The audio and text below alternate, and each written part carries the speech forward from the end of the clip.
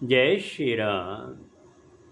रामायण सिंधी शायरी में व्याख्या हिंदी में पृष्ठ 176 लंका कांड। इसके पहले कुंभकर्ण युद्ध में मारा जाता है। रावण अति क्रोधित है, घर में मातम छाया हुआ है। तब मेघनाद वहाँ पर आता है और सबको सांत्वना देता है और अपने बल की प्रशंसा करने लगता है। सबको बताता है कि इष्ट देव ने उसे एक मायावी रथ दिया है जिसके सामने कोई नहीं टिक पाएगा, और वह उस रथ पे सवार होकर युद्ध भूमि में आता है। अब आगे मेघनाद ए राम लड़न था, बाण हलन जियना गडकन था।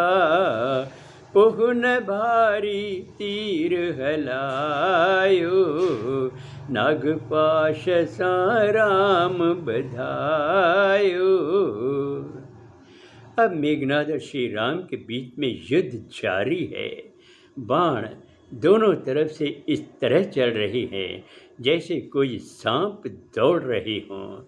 तब मेघनाद ने एक बहुत ही भयंकर बाण चलाया और नागपाश से श्री राम को बांध दिया।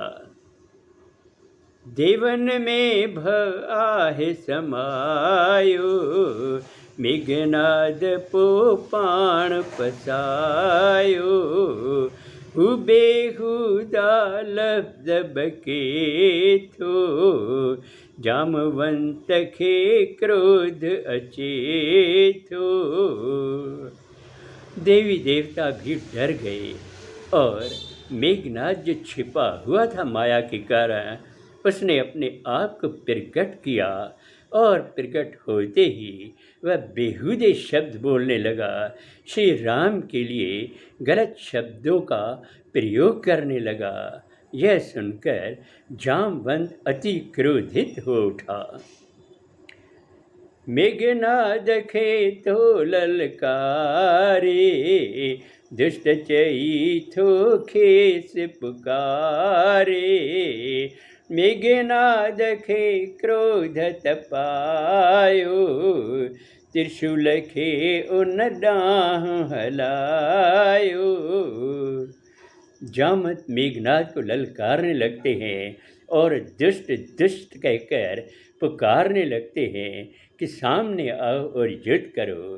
तब मेघनाद भी क्रोध में भर जाता है और वह त्रिशूल उठाकर जामवंत की तरफ फेंकता है।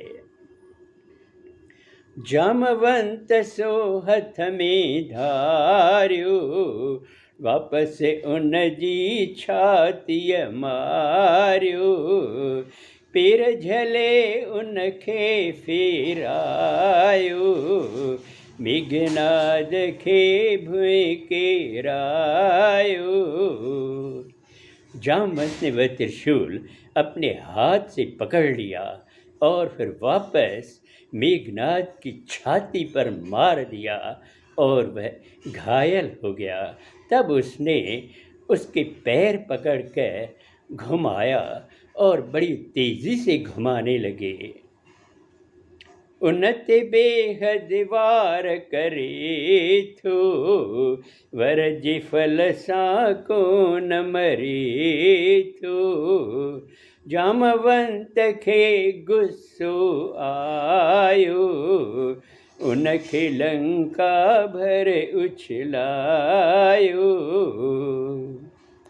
जामवंत मेघनाद पर वार करने लगते हैं, उस पर टूट पड़ते हैं, पर वरदान मिलने के कारण मेघनाद नहीं मरता है। तब जामवंत को गुस्सा आता है और उसे घुमा घुमा कर लंका की तरफ फेंक देते हैं। हुत नारद आ गरुड़ भजायो, तुरत राम वट उड़ंदो आयो। गरुड़ राम ते जतन हलायो, नागपाश खां मुक्त करायो। उधर देवऋषि नारद ने जब देखा कि श्री राम नागपाश से बंधे हुए हैं, तब उसने तुरंत ही गरुड़ को वहाँ से उड़ाया और वहाँ पहुँचा दिया।